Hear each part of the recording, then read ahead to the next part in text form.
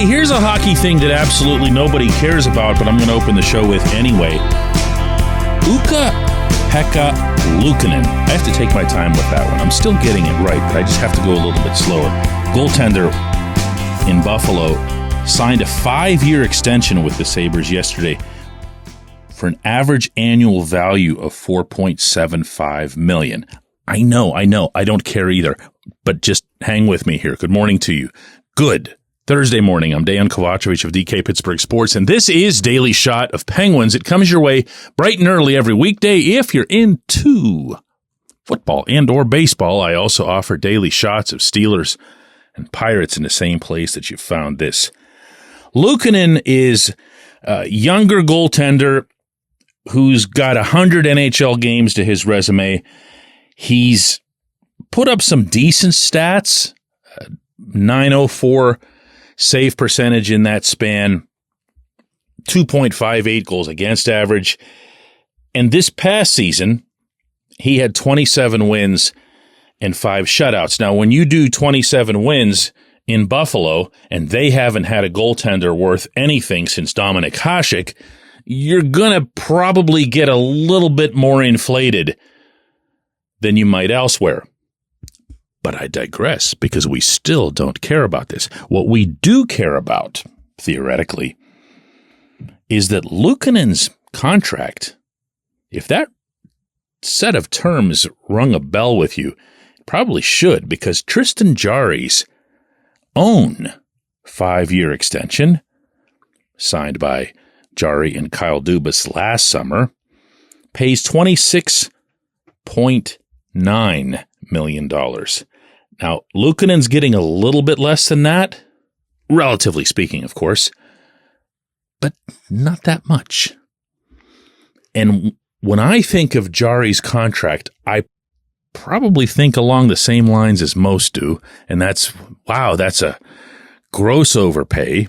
You wouldn't be able to move that contract unless you started pointing guns at people's temples, in parentheses, or you traded him to the Oilers, end parentheses. But if you look at the way goaltending is right now in the NHL, in general, and you look at the structure of the way head coaches assign tandems, the way they lean on 2 goaltenders to split games more than ever. Now, you think about in Boston with Linus Ullmark and Jeremy Swayman, and obviously the first thing that comes to mind is that awesome celebration that they would have after games. Ullmark, of course, is now gone to Ottawa. It's tough to keep 2 really good ones together, but those are way, way, way more common than, say, Connor Hellebuck still goaltending as if it's 1971.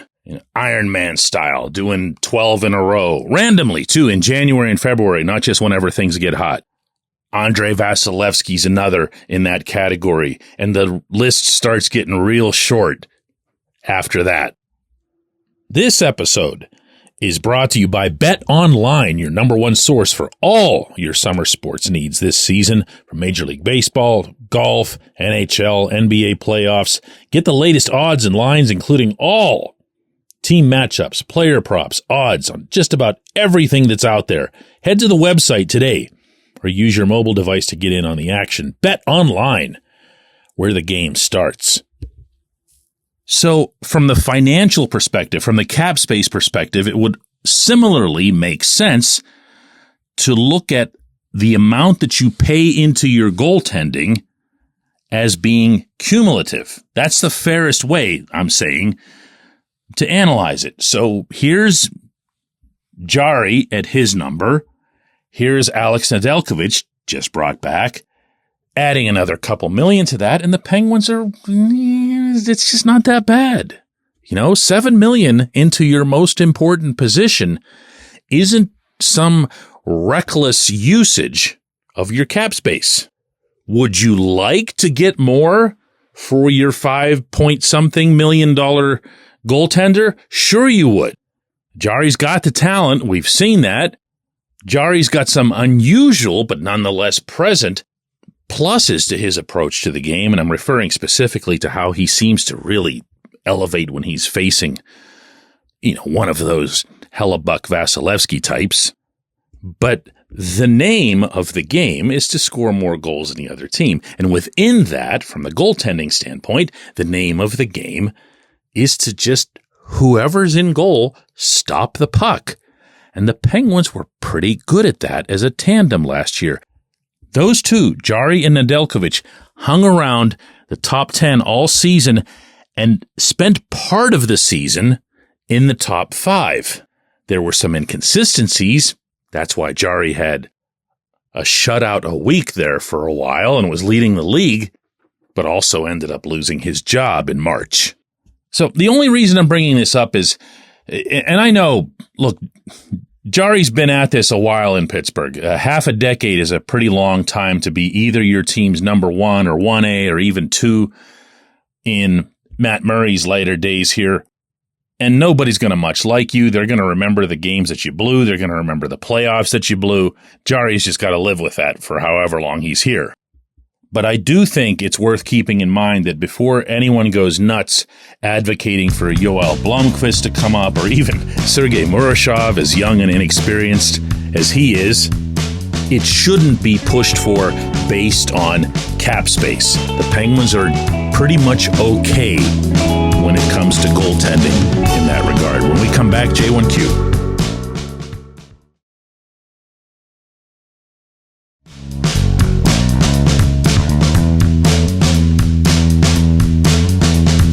Today's J1Q comes from Cody. It's a good one, too. He says, DK, Kyle Dubas has made it clear that he doesn't want to be in the business of sending draft picks and prospects out in trades.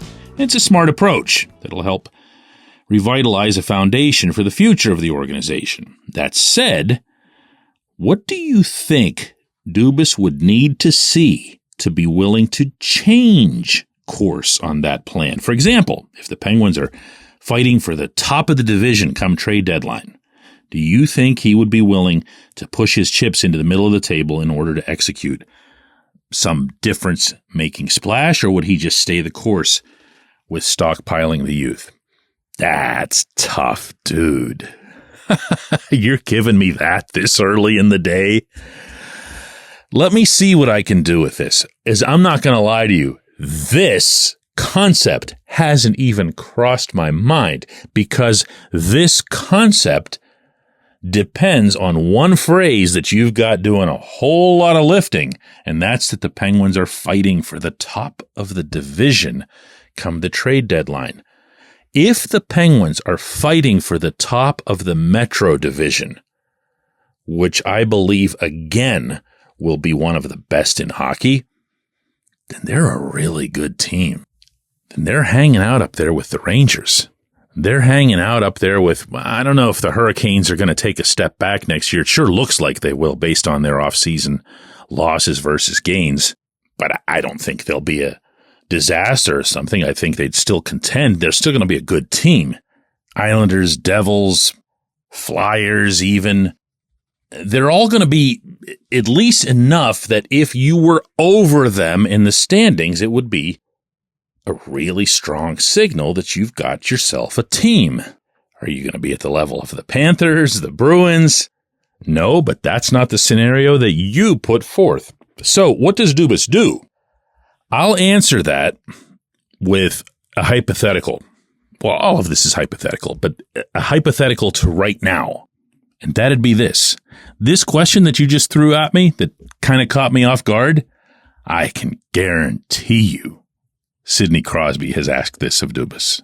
What happens? What happens?